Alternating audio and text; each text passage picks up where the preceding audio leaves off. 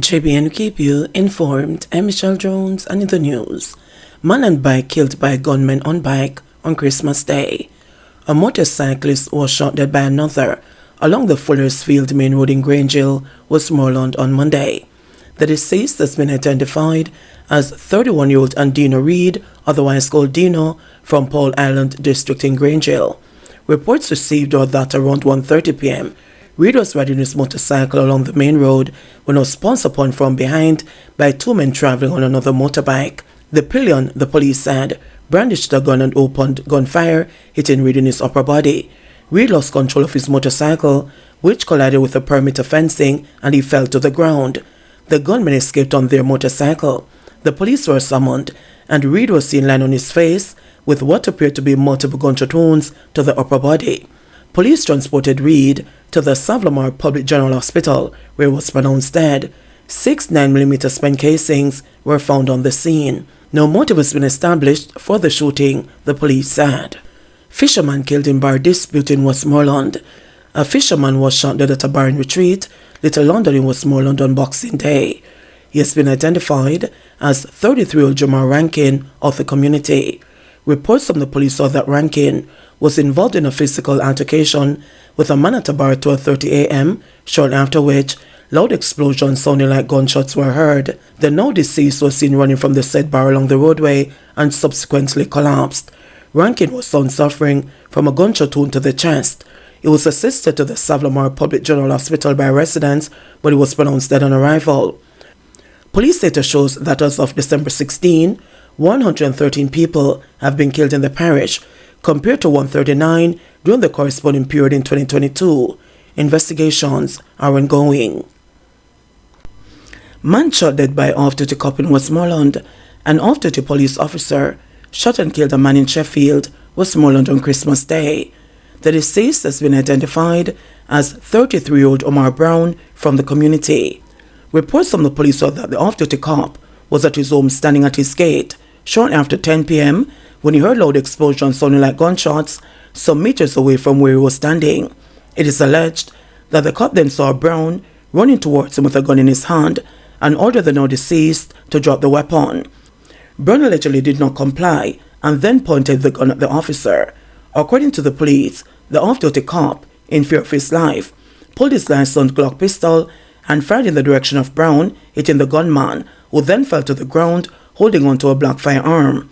The firearm was thereafter seized and found to be a Taurus GC3 pistol with serial number erased and loaded with a magazine with 3 live rounds. The police were summoned and the now deceased was seen lying on his back with gunshot wounds to the head and abdomen. It was later transported by the police to the Savlamar Public General Hospital, where it was pronounced dead. 6 arrested on Christmas Day after gun found in Pro Box. 6 people, including a foreign national, were arrested after the Kingston Eastern Police seized an Arcus 9mm pistol along with a magazine containing 2 9mm cartridges along the Bull Bay Main Road in the parish on Christmas Day. Reports from the Elliston Road Police Station are that about 12:37 p.m., a team of lawmen acting on information signaled the driver of a white Toyota Probox to stop. He complied, and a search of the vehicle and its occupants resulted in the discovery of the gun and ammunition in the front passenger door of the vehicle. An investigation is being carried out to determine whether the gun seized is connected to an earlier shooting in Cane River in the Kingston Eastern Police Division. The names of those arrested are being withheld pending further investigations. Police vote to maintain crime reduction success. Deputy Commissioner of Police Fitzbill is warning criminals that they'll be targeted by the police as the security forces seek to maintain the reduction in crime to the end of the year. The Jamaica Constabulary Force is reporting 1,349 murders committed up to December 16, down from 1,469 recorded during the corresponding period last year, a reduction of 8.2%. DCP Bailey says the police and military are out in their numbers to ensure that citizens feel safe throughout the Christmas period. He is urging residents to do their part to ensure their own safety. We have the capacity to police the nation, both jointly with the JDF and the JCF. We have our support from the JDF as well, and together we are going to ensure that our citizens enjoy the Christmas. We want to say to the citizens in the same breath that they must be cognizant of the environment in which they operate. When they go to ATM machine, they need to be very cautious, avoid those that are in lonely places.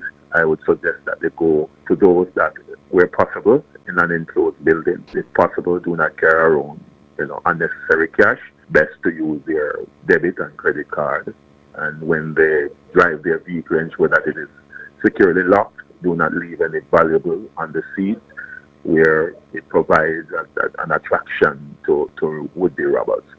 ICE confirms immigrant deportation flights to Jamaica and other Caribbean countries.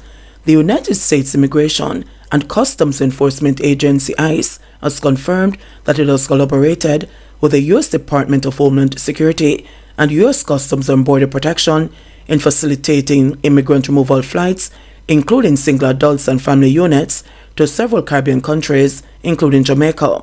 ICE said removal flights were made from December 18 to 22 to Cuba, Jamaica, and the Dominican Republic, as well as to Central America, Colombia, Ecuador, Peru, Uzbekistan, and Venezuela. It said over the last 2 weeks, it has conducted more than 30 repatriation flights, transporting thousands of individuals back to their country of origin, and has repatriated in excess of 5,000 people directly to Mexico. ICE added that since May 12, DHS has removed or returned more than 445,000 individuals, the vast majority of whom crossed the southwest border of the United States, including more than 70,000 individual family members. Still relying on SOEs, government bankrupt of ideas to fight crime, says Bunting. Former Minister of National Security, Senator Peter Bunting, says the government is bankrupt of ideas to effectively fight crime. He made the assertion recently during his contribution to the 2023-24 State of the Nation debate in the Senate. Bunting argued that this is evident by the fact that the Andrew Holness-led administration continues to rely solely on ineffective emergency measures to curb the deeply rooted issues of crime and violence. He was speaking specifically to the recent reintroduction of a spate of states of emergency, SOEs, to tackle the crime situation, particularly in western parishes.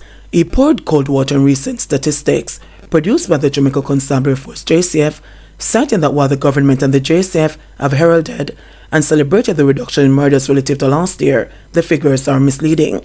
The public has reacted with confusion and disbelief as the daily media stories reporting murders, double murders, triple and quadruple murders and shootings don't seem to accord with statements by the Commissioner of Police and the Minister of Misinformation, said Bunting. He also appeared to mock Government Senator Don Webby. Only a couple of Fridays ago, Senator Webby was here, reciting almost an article of religious faith, saying it is evidence-based that SOEs work. That same Friday, the leadership of both the government and the JCF touted the supposed success of the recent SOEs initially imposed in November and would spur a further performative declaration of additional SOEs. According to Bunting, their self-congratulatory indulgence was short-lived as at least 21 murders took place in the 3 or 4 days following the SOE expansion. Most of those murders took place in SOE parishes. That week, when Senator Webb declared emphatically that SOEs work, there were 38 murders reported across Jamaica.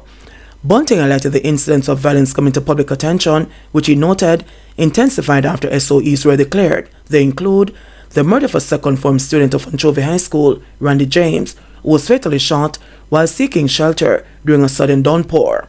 The murder of well-known businessman William Baba Roots Webb at his home in Darliston in Westmoreland. The double murder of the Thompson brothers, 18 and 20 years old, in Farm View, Green Pond, St. James.